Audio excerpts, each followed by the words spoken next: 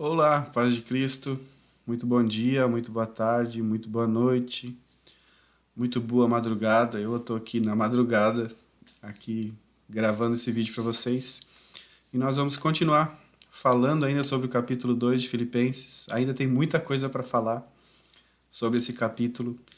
E no último vídeo, né, o último texto que a gente falou, repetiu, aliás, foi Filipenses 2:13, né, que é aquele texto maravilhoso que Paulo diz: porque Deus é quem efetua em vocês tanto o querer como o realizar. E quando ele fala efetuar, ele usa um termo grego que quer dizer que é algo que é feito perfeito e completo, porque é algo que é feito por Deus. É maravilhoso. E hoje a gente vai nesse vídeo de número 10 já, falando sobre Filipenses. A gente vai continuar falando sobre a salvação. E hoje nós vamos começar falando sobre o versículo 14, onde Paulo diz: façam tudo sem murmurações nem discussões. Mas antes, deixa eu ler aqui o texto, né, de Filipenses, o desenvolvimento da salvação.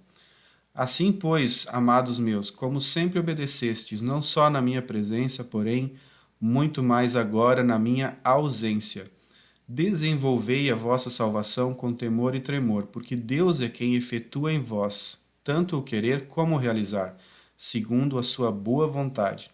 Fazei tudo sem murmurações nem contendas, para que vos torneis irrepreensíveis e sinceros, filhos de Deus inculpáveis, no meio de uma geração pervertida e corrupta, na qual resplandeceis como luzeiros no mundo, preservando a palavra da vida, para que, no dia de Cristo, eu me glorie de que não corri em vão, nem me esforcei inutilmente. Entretanto, mesmo que seja eu oferecido por libação sobre o sacrifício e serviço da vossa fé, alegro-me e com todos vós me congratulo.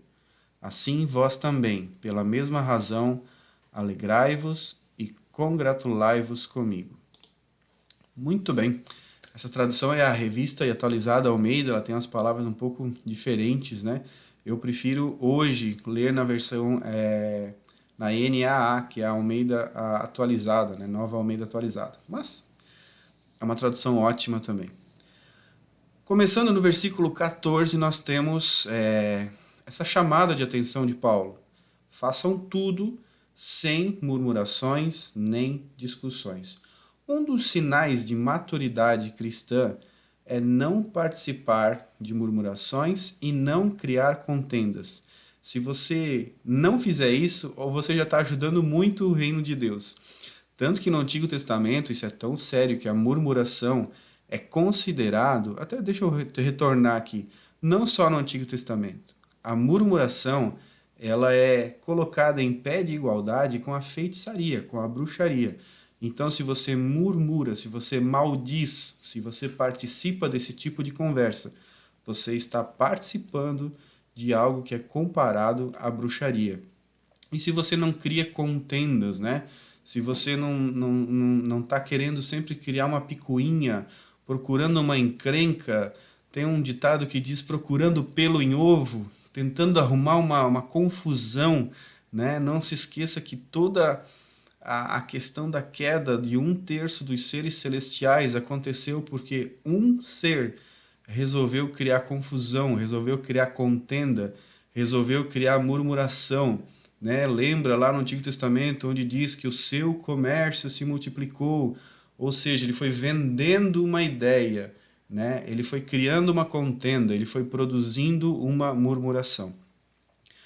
Para a murmuração, Paulo usa uma palavra grega chamada gongusomos, que não é muito utilizada no Novo Testamento.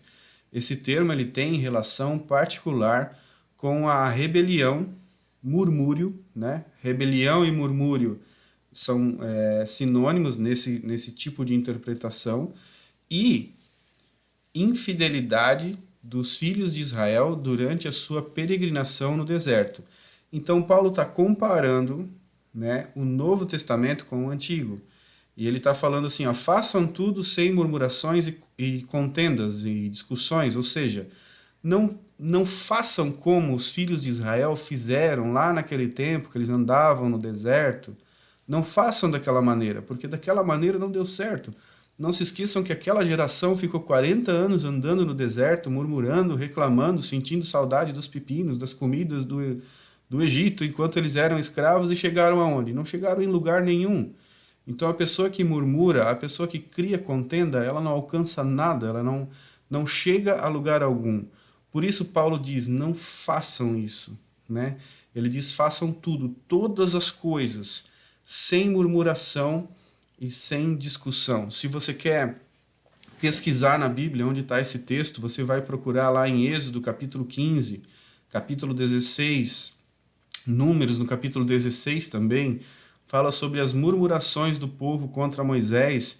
E quando você lê esse texto, preste atenção no que aconteceu como consequência da murmuração e da contenda. Ah, mas a gente só se reúne e faz um comentário. A maturidade cristã, ela é capaz de causar a sensibilidade de saber se você está conversando sobre um problema ou se você está murmurando e criando uma contenda em cima desse problema.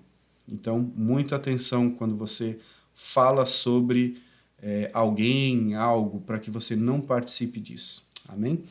Ainda no versículo 14, ainda quando ele fala sobre sem murmuração, ele também fala sem discussões ou sem contendas.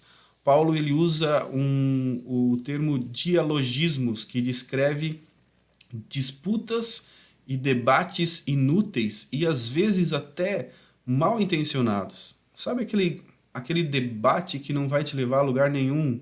Aquela discussão que não vai ajudar em nada? Aquela conversa que um é de A, outro é de B, um é do C, o outro é do D, e não vai mudar nada, né? Discutir quem nasceu primeiro, quem foi o sacerdote, quem foi não sei o quê, quem tem mais o poder de Deus, quem tem mais unção, quem tem menos isso, quem tem mais aquilo, não vai te levar a lugar nenhum. Paulo, inclusive, dá um conselho a Timóteo, ele diz lá em 2 Timóteo 2,15, procure apresentar-se a Deus aprovado, como um obreiro que não tem do que se envergonhar, que maneja bem a palavra da verdade. Evite igualmente os falatórios inúteis e profanos, pois os que se entregam a isto avançarão cada vez mais na impiedade.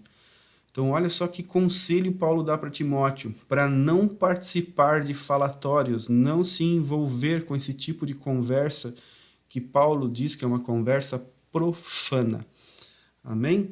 Vamos passar para o próximo versículo 15, onde Paulo diz, para que sejam irrepreensíveis e puros. Irrepreensível vem do grego amemptos, que é alguém que não se encontra um motivo para que possa ser repreendido, ou que se encontre em alguma falta. Então é alguém que não dá motivo para você chegar e repreendê-lo. É assim que deve ser o cristão, né? Ele deve ser irrepreensível no sentido de ninguém poder jogar na cara dele, pô, você é cristão, mas você faz isso? Como que você é cristão fazendo isso? A gente sabe que existem exageros, existem sim coisas que esperam de cristãos que são inverdades, que não tem como a gente nunca cometer o erro. Não é isso. O que Paulo está dizendo é procure, né? Sejam irrepreensíveis.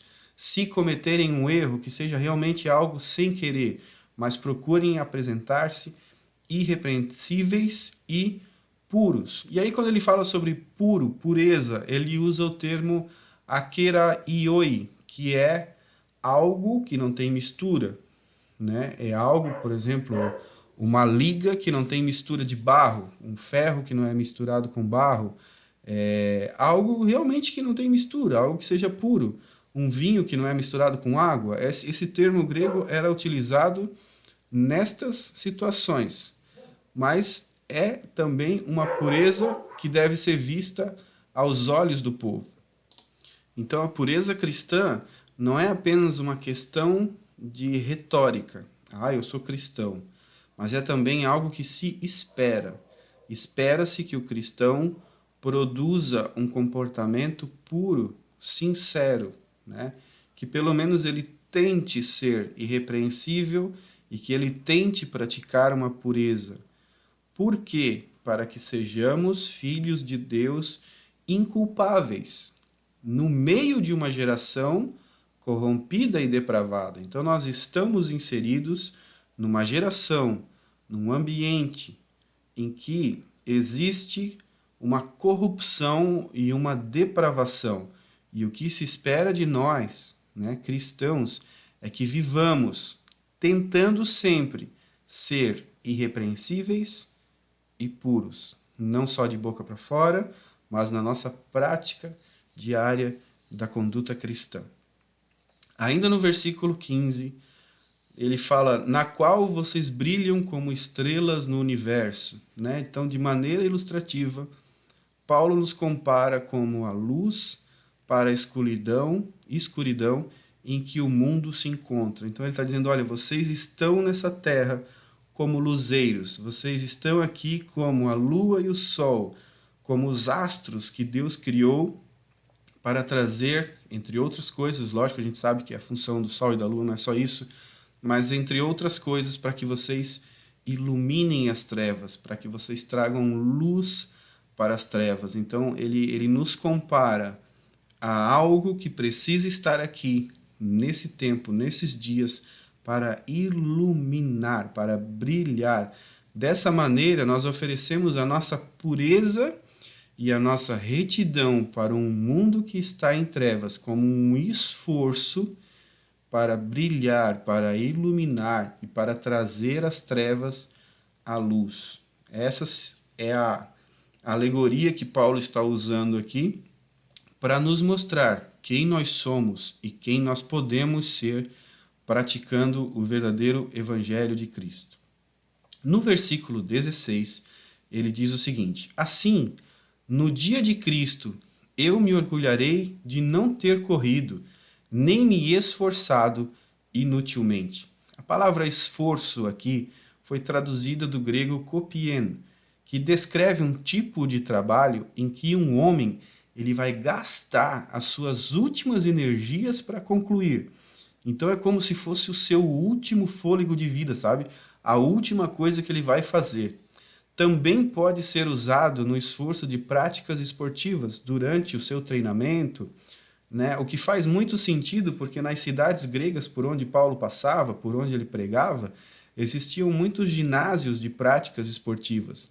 E nesses ginásios não haviam só práticas esportivas, haviam também reuniões filosóficas em que as pessoas se reuniam para discutir filosofias gregas. Então, os ginásios eram um lugar, né, onde os homens iam lá e se esforçavam. E Paulo ele compara esse esforço da prática para correr uma maratona, para praticar algum exercício atlético, em comparação com o zelo da igreja por Cristo. Então ele fala, olha, para que eu não me esforce, né, inutilmente, para que eu não pratique tudo isso, né, todas essas práticas inutilmente. Então é isso que ele quer se orgulhar, de não ter feito todo esse esforço de maneira inútil.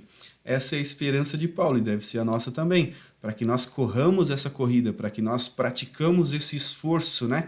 Esse kopien, nem que seja o último fôlego de nossas vidas, mas que vivamos de acordo com aquilo que Cristo espera de nós. Então, para encerrar, eu vou recapitular rapidinho, porque é bastante coisa. Então, primeiro, façam tudo sem murmurações e sem discussões, por favor, para que sejam, segundo lugar, irrepreensíveis e puros. Terceiro lugar, filhos de Deus, inculpáveis no meio de uma geração pervertida. Quarto lugar, para que vocês, né, na qual vocês brilham como luzeiros, luzeiros que estão no céu. E quinto e último lugar, para que no dia de Cristo, né, a gente possa se gloriar, para que a gente não tenha se esforçado tanto, para que a gente não tenha se dedicado tanto o fôlego de nossas vidas, inutilmente. Mas eu creio que você que está vendo esse vídeo, é uma pessoa que não está correndo no ginásio inutilmente, mas que está correndo para um alvo, e esse alvo é o nosso Cristo. Deus te abençoe. Até o próximo vídeo. Fique em paz, em nome de Jesus.